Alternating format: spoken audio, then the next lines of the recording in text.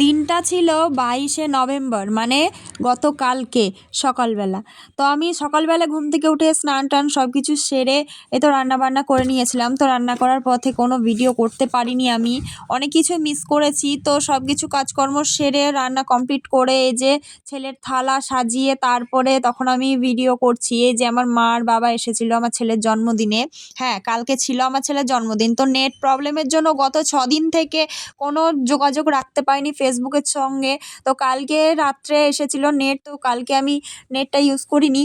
তো আজকে সকাল থেকেই আমি ফোনটা নিয়ে বসেছি নেট নিয়ে। তো দেখো অনেক কিছুই চলে গেল কথা বলতে বলতে। তো ছেলের জন্মদিনে দেখো কত কি আইটেম করেছি। প্রথমত পায়েস, তারপরে মাংস কষা করে করেছিলাম, ভেজ ডাল, আর মিষ্টি রয়েছে, দই রয়েছে, পালং শাক, আলু ভাজা, বেগুন ভাজা, পটল ভাজা আর লাফা ভাজা।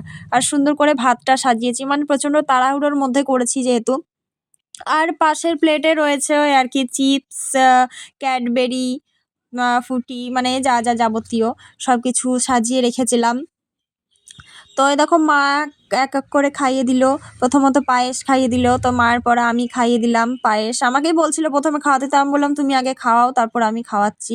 তো এবার মা দেখিয়ে দেখিয়ে দিচ্ছে কোনটা খাবে না খাবে। তো আমার ছেলে তো মাংস খুব ভালোবাসে, তাই মাংসটা আগে নিল, দিয়ে ডাল দিয়ে ভাতগুলোকে সব ঘেটে ঘুটে রেখে দিয়েছে। তো সাজানোর জন্যই যা কিছু দেওয়া, ও তো বাচ্চা মানুষ, অত তো খেতে পারে না। তো খায়ও নি অবশ্য, ওই একটু একটু করে কামড় দিয়ে রেখে দিয়েছিল। বাদ বাকিটা মাকে বললাম আমার ছেলের জন্মদিন, তো তোমারও জন্মদিনটা করে নি। তো মাকেও সেই একই থালায় বসিয়ে রেখেছিলাম। তো সবাই আমার ছেলেকে একটু আশীর্বাদ করে দিও। আমার ছেলের 4 বছর পূর্ণ হলো, 4 পূর্ণ হয়ে 5-এ পড়লো। তো আশীর্বাদ করো আমার ছেলে যেন মনের মতো হয়, মনের মতো তৈরি করতে পারি, মানুষের মতো মানুষ হয় যেন আমার ছেলে। সকলে আশীর্বাদ করো। এদিকে বাবাও ভিডিও করছে, ছবি তুলছে। তো এই দেখো খাচ্ছে, খেতে খেতে ও দই খেতে চায় না, তো মা জোর করে একটু দইটা খাইয়ে দিল। প্রথমে তো খেতেই চাইছিল না, তারপরে আবার খাইয়ে দিল, কি মনে হলো, ভালো লাগলো তাই ওটাই খেলো। দেখো বদমাইশি করে চামচটাকে দাঁতের মধ্যে ধরে রেখেছে, ছাড়বে না। তো দেখো ছাড়ানোর চেষ্টা করছে, ছাড়ছে না।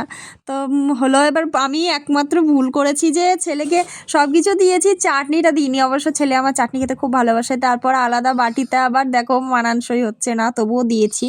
তো সব কিছু দুপুরে খাওয়া দাওয়া কমপ্লিট করে মা বাবারা চলে গিয়েছিল, থাকলো না, থাকতে বললাম। তো আমরা সন্ধ্যেবেলা ওর বাবা আসার পর খাওয়া দাওয়া সেরে দেখো সন্ধ্যের দিকে কেক আনতে চলে এসেছি।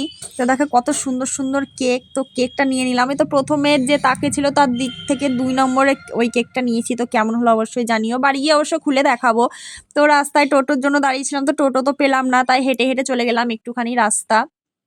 তো অবেলায় খেয়েছি, তো শরীরটা ভালো লাগছিল না, তাই একটু ভাবছিলাম টোটোতে যাওয়ার জন্য, তো পেলাম না। দেখো গ্রহরাজের মন্দির আমাদের বড় ঠাকুর। তো দেখো বাড়িতে এসে ওর বাবা বেলুন ফোলাচ্ছে, তো আমি তো একদমই সময় পাইনি, আর বাড়িতে কেউ ছিল না।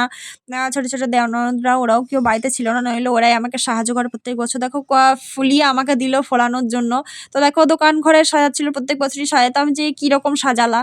তো ভালো লাগছিল না। তো দেখো ও ঘর থেকে খুলে এনে আমি এ ঘরে ভাবলাম এবার এই ঘরে বসেই কাটবো, তো সেই জন্য এই ঘরে একটু সাজালাম। ওই দেখো ঠাম্মাকে দিয়ে কাটাচ্ছি। ওই যে রয়েছে আমার মেজো ননদের ছেলে, দেখছে কি সুন্দর টুকটুক করে দেখছে, ভালোই লাগছে।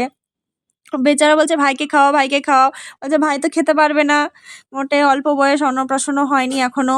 তো সেই জন্য কেক কাটলো, দিয়ে মা বললো তুলে তুলে দিতে, তুলতে পারছিল না, তো আমি একটু তুলে দিলাম।